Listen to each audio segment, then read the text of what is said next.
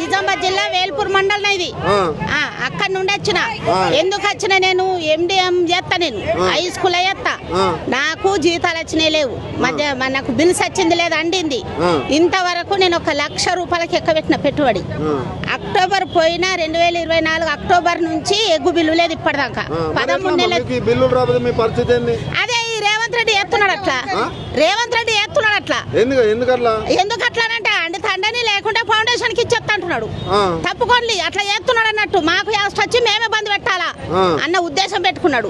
ఆయన పేద పిల్లలు వస్తారు, వండేది కూడా మీరు కొంత జీతానికే వండుతారు. ఇంత ఇబ్బంది పెడితే ఏమొస్తుంది? అదే ఏమొస్తుంది, ఆయన ఏం సాధించాలనుకుంటున్నాడో ఏందో.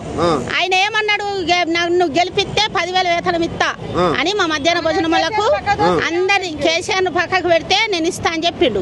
కేసీఆర్ ఉన్నప్పుడు మాకు అసలు 1,000 రూపాయలే ఉండే జీతం. కేసీఆర్ తోని ఇట్లనే కొట్లాడితే 2,000 పెంచిండు.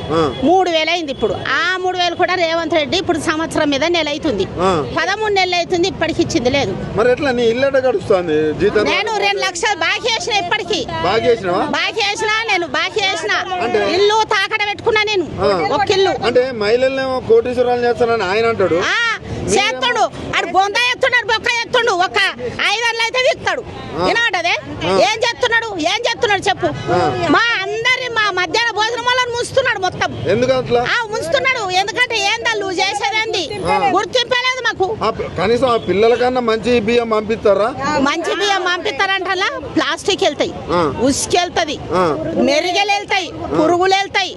అవో చెయ్యుళ్ళు మీరు వీళ్ళు మా సార్లు మాకు వాదింపులు. అది మంచి లేకుంటే మీరు తప్పుకోండి, వేరే పెడతామనంటే ఎట్లా తప్పుకుంటాం చెప్పు. మేము ఎట్లా తప్పుకో అంటున్నాడు అంటే ఎట్లా తప్పుకుంటారు? ఏ విధంగా తప్పుకుంటారు? అందులో పనిచేసే టీచర్లకు మాత్రం తగ్గదు అసలే. నెల ఖచ్చితంగా 3 కోడిగుడ్లు పెట్టాలని అంటారు. 3 కోడిగుడ్లు పెడతాం. ఇప్పుడు 3 నెలల ఎగ్గు బిల్లు లేక 2 లక్షలు అప్పు చేసిన. 2 లక్షలు అప్పు చేసినా నా ఇల్లు తాకడ పెట్టినా. ఇల్లు కూడా తాకడ పెట్టినా. మరి ఏం చేయాలి? ఇన్ని బాధలు వచ్చినాయి. ఎందుకు మార్పు లేదు, మన్ను లేదు. ఇంతనంటే ఇప్పుడు లెక్క పెడుతున్నా కేసీఆర్ నాయమిగా ఇప్పుడు చెప్తున్నా నేను. ఇప్పుడు ఈసారి ఈయన అనుకుంటున్నాడు, ఇప్పుడంటే వచ్చిండు, మళ్ళా సరే అన్నాడు. చెప్పాలి ఎలక్షన్లు వచ్చినాయి. ఎలక్షన్లు వచ్చినాయి, లేరు అన్ని చేస్తున్నా.